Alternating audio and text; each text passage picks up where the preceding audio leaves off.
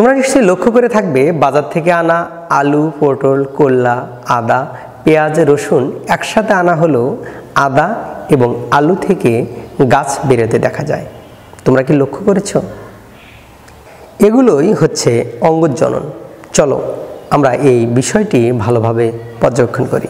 কোনো ধরনের অযৌন রেণু বা জননকোষ সৃষ্টি না করে দেহের অংশ খণ্ডিত হয়ে বা কোনো অঙ্গ রূপান্তরিত হয়ে যে জনন ঘটে তাকে অঙ্গজনন বলে। এ ধরনের জনন প্রাকৃতিক নিয়মে বা স্বতঃস্ফূর্তভাবে ঘটলে তাকে প্রাকৃতিক অঙ্গজনন বলা হয়, যেমন আদা, আলু।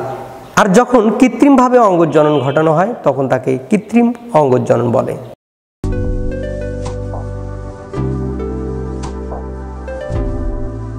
আজ আমরা আলু ও আদা থেকে কিভাবে অঙ্গজনন ঘটে তা পর্যবেক্ষণ করে দেখব। স্বল্পমূল্যে ব্যবহারিক বিজ্ঞান শিক্ষায় সকলকে স্বাগতম। এই পরীক্ষণটি করতে আমাদের লাগবে আলু এবং আদা। আমরা কিছুদিন আগে একটি কাগজের বাক্সের মধ্যে কয়েকটি আলু মাটিতে ডুবিয়ে দিয়েছিলাম এবং আমরা দেখেছি যে এখানে এই কাগজের বাক্সের মধ্যে আলুগুলো থেকে কিন্তু গাছ বেরিয়েছে।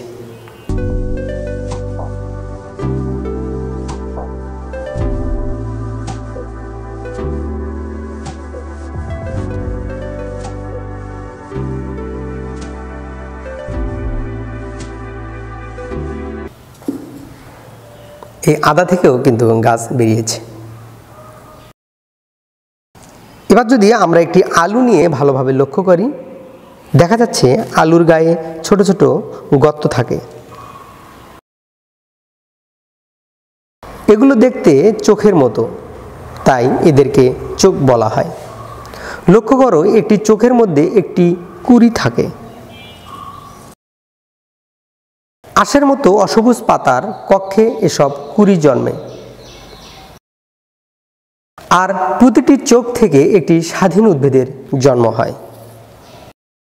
কিছু কিছু উদ্ভিদে মাটির নিচের শাখার অগ্রভাগে কাণ্ড সঞ্চয়ের ফলে স্ফীত হয়ে কন্দের সৃষ্টি করে, এদেরকে টিউবার বলে।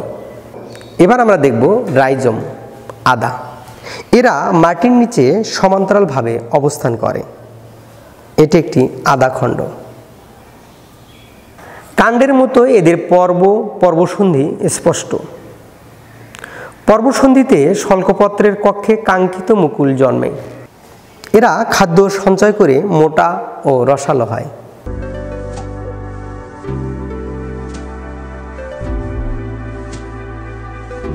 অনুকূল পরিবেশে এসব মুকুল আলাদা আলাদা উদ্ভিদে উৎপন্ন করে।